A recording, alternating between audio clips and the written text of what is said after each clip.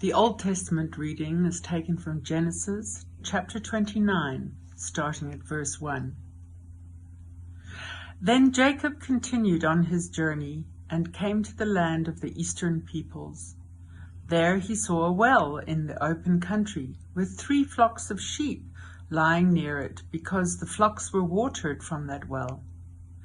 The stone over the mouth of the well was large. When all the flocks were gathered there, the shepherds would roll the stone away from the well's mouth and water the sheep. Then they would return the stone to its place over the mouth of the well.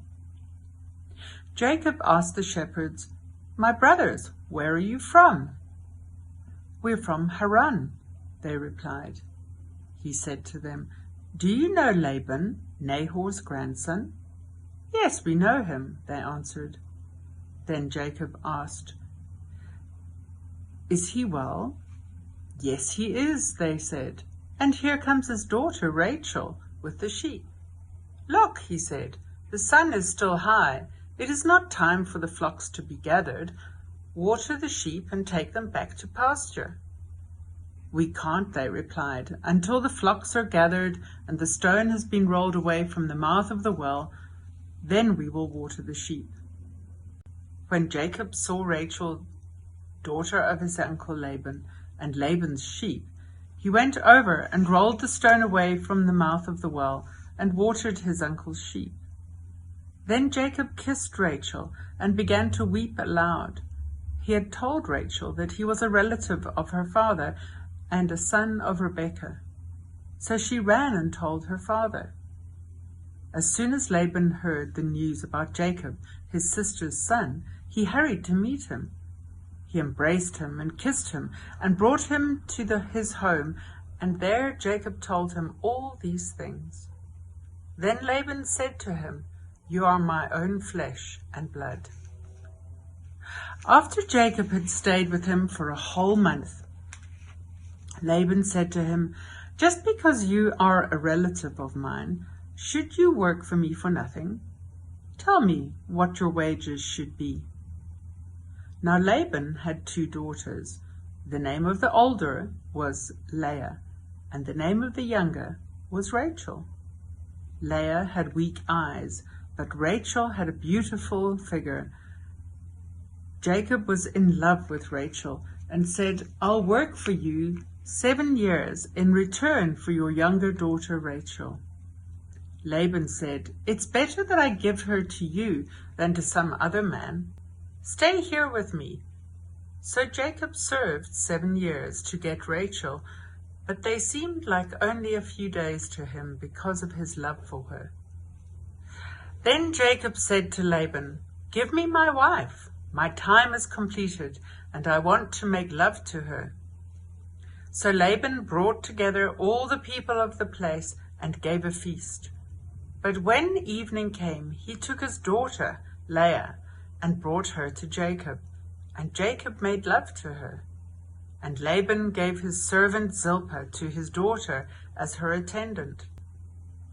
When morning came, there was Leah. So Jacob said to Laban, "What is this you have done to me? I served you for Rachel, didn't I? Why have you deceived me?" Laban replied, "It is not our custom here to give the younger daughter in marriage before the older one. Finish this daughter's bridal week, then we will give you the younger one also, in return for another 7 years of work." And Jacob did so. He finished the week with Leah, and then Laban gave him his daughter Rachel to be his wife. Laban gave his servant Bilhah to his daughter Rachel as her attendant. Jacob made love to Rachel also, and his love for Rachel was greater than his love for Leah, and he worked for Laban another 7 years. This is the word of the Lord. Thanks be to God. The second reading is taken from Romans chapter 8, starting at verse 26. In the same way, the Spirit helps us in our weakness.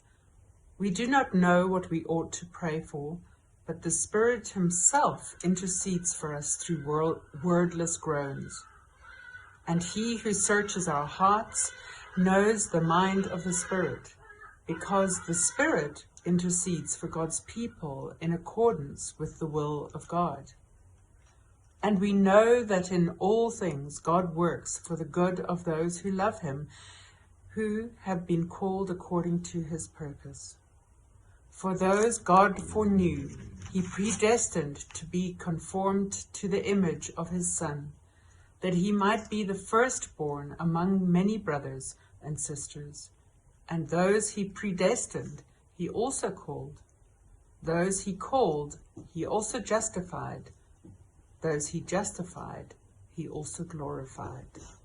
This is the word of the Lord. Thanks be to God.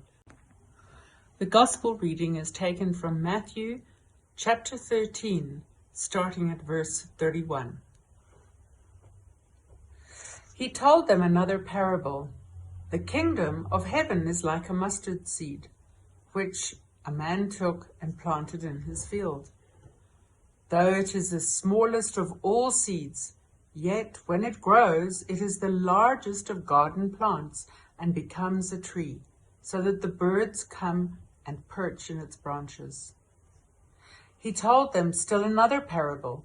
The kingdom of heaven is like yeast that a woman took and mixed into about 60 pounds of flour until it worked all through the dough. And at verse 44, the kingdom of heaven is like a treasure hidden in a field. When a man found it, he hid it again, and then in his joy went and sold all he had and bought that field. Again, the kingdom of heaven is like a merchant looking for a fine pearl. When he found one of great value, he went away and sold everything he had and bought it. Once again, the kingdom of heaven is like a net that was let down in the lake and caught all kinds of fish. When it was full, the fishermen pulled it up on the shore. Then they sat down and collected the good fish in baskets, but threw the bad away. This is how it will be at the end of the age. The angels will come and separate the wicked from the righteous and throw them into the blazing furnace, where there will be weeping and gnashing of teeth. Have you understood all these things? Jesus asked. Yes, they replied. He said to them, therefore, every teacher of the law who has become a disciple in the kingdom of heaven is like the owner of a house who brings out of his storeroom new treasures as well as old. This is the gospel of Christ.